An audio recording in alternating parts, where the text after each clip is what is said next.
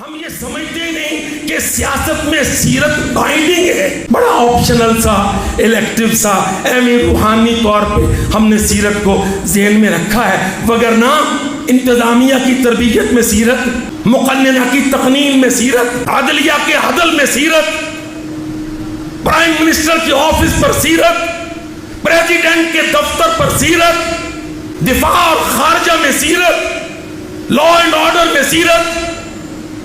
کیا اللہ کے نبی حکمران نہیں تھے؟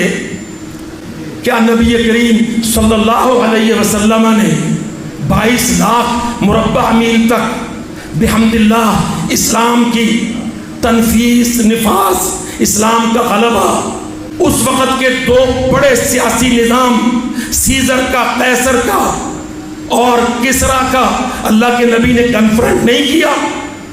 اکانومی کے مسئلہ کو حل نہیں کیا؟